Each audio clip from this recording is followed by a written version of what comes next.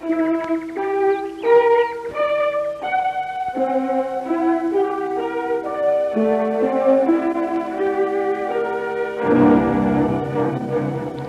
3/5 of Australia's population, bound as we are to the urban environment, the bush represents little more than a pleasant place for a weekend drive. However, to some of the more adventurous of us, bushwalking is becoming an increasingly important form of recreation. But to the uninitiated, the bush can also be a serious trap. John is an experienced bushwalker. I doubt whether any situation or emergency could arise on a bushwalk with which he couldn't cope.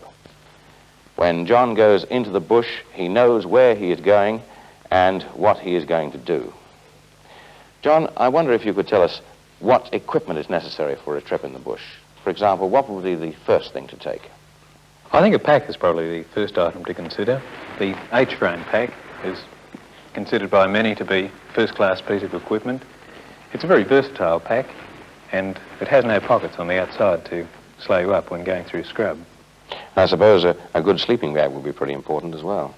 Yes, it's as well to get the best that you can afford, because the climate in Tasmania is often quite severe, and stuff it into a waterproof bag like this, pack it at the bottom of your pack. What about tents, John? Do you have any special preference there? Yes, I think a 3-man lightweight tent is a good choice, with nylon guys to anchor it firmly. You have to remember that when you're buying a tent, you may be forced to spend several days in it because of bad weather, so it pays to get a good one, but also a lightweight one. Yes, I guess weight must be an important consideration when selecting all your gear. Now, what have you got over here? Oh, this is the most important part of the equipment, the emergency kit. Every walker should have his own. The kit holds a compass, matches in a waterproof container, and this whistle for signalling. And then we have a paper and pencil for messages, and a razor blade and a knife can be used for snakebite. Around Tasmania, you have to be wary of snakes. It's just as well to be prepared. Oh, and this is a repair kit. It has almost everything in it that you need to repair your equipment. Oh, and also a rubber tube. You can use this for a tourniquet for snakebite, but it has another use as well. What's that? You can use it for blowing your fire in wet weather, so it helps the cook. Talking of cooking, John, I guess cooking gear is a pretty important item as well. Yes, it is. I think at the least you'd take a billy, knife, fork, spoon, and a mug. But some people also take a small fry pan. They cook out of this and also eat out of it. What sort of food do you take with you? Oh, it's as well to take food that's fairly light, but food that has a fairly high calorie value. And you'll also need to put something in that you can have in wet weather, because there'll be times when you won't be able to get a fire going. Now, what have you got left down here, John? Well, there's the all-important ground sheet, of course. And you'll need a small hatchet to cut your firewood, otherwise you won't be doing much cooking. And there's a torch. You'll need some spare globes as well, and a candle. Isn't it going to be pretty difficult to carry all this? Oh, you soon get used to it. And some items are shared out by the members of the party. You should also remember the very important first aid kit and a small toilet kit. Oh, I almost forgot a canvas water bucket for carrying water in. And that just about completes the necessities for a trip. Well, thank you very much, John. You've given me a much better idea than I had of what equipment you need. But what about the cost? I should say around $80. But this really isn't expensive when you think that this equipment can save your life. Well, John, maybe we should have a look at how to use this equipment during an actual walk.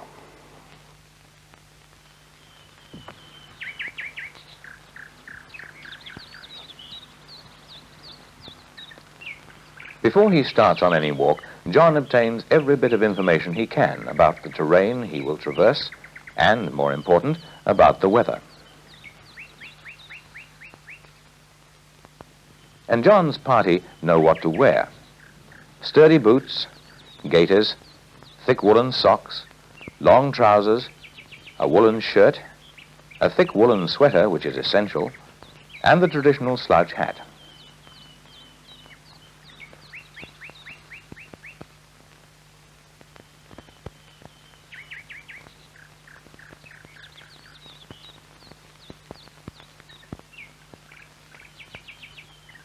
We would have liked to introduce you to the leader of another party.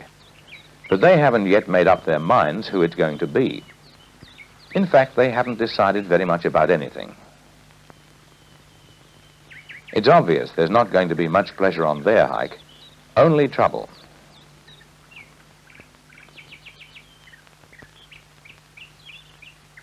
John's party has set a steady, even pace and are maintaining it. They're not taxing their endurance and know exactly how much distance to cover today.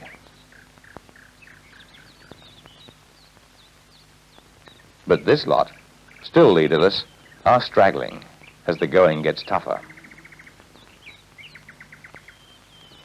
John decides to call it a day and camps during daylight.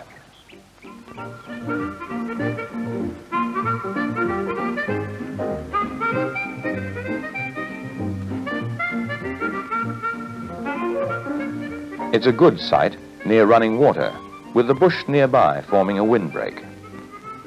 The members of his party know their various tasks, which were planned long beforehand. Setting up camp is smooth and easy. Experts in bushcraft, they know how to pitch their tents quickly, with the ropes firmly guyed. Gum tips or tea tree make a comfortable mattress for sleeping bags. They build the campfire on a platform of logs, thus keeping it above moisture.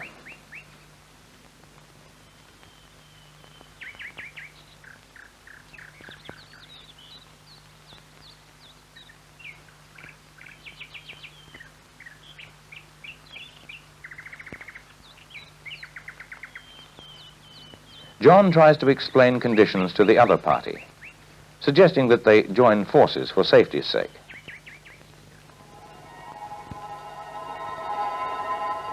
But the self-appointed leader of the other group is a press-on type and won't listen to advice which could stave off disaster.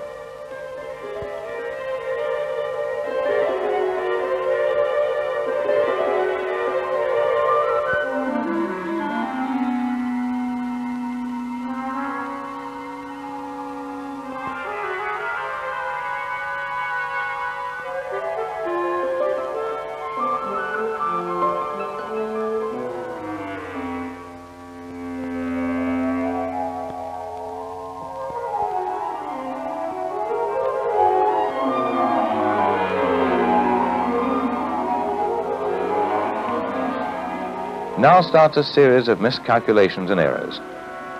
The erstwhile leader wants the tent pitched in a small gully and explains that this will form a windbreak. It will also form a stream as the wet night goes on. But he's the leader, so that's that. A tent fly is not going to be much use in country like this. Utter confusion reigns as the amateurs try to sort themselves out, blundering around aimlessly. Fatigue, misery, and cold gradually take their toll, sapping what little energy and endurance remains.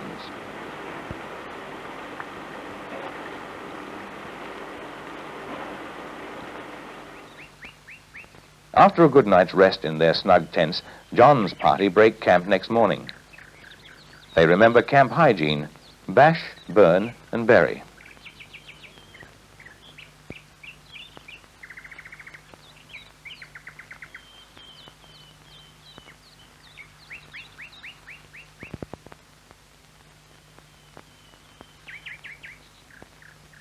Along the track, they come across the leader of the other party.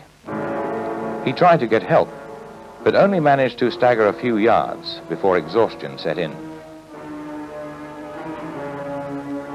Sudden changes in Tasmania's weather, unsuitable clothing, and no hot food brings on exhaustion in a few hours. There is little warning that exposure is taking its toll, apart from a general sluggishness. If prolonged, death follows. John's party, backed by years of experience in such ordeals, immediately set out to alleviate the distress. First, hot food, warmth, and then first aid are given the unfortunate group who need never have suffered any inconvenience at all.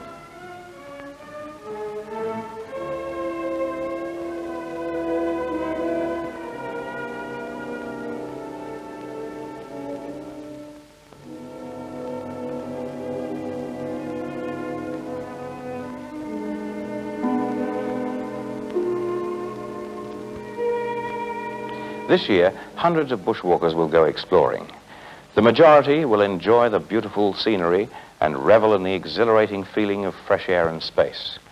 But there are a few who won't live to see the year out because of ignorance and foolhardiness. Bushcraft is an exacting taskmaster, but the lessons are worthwhile.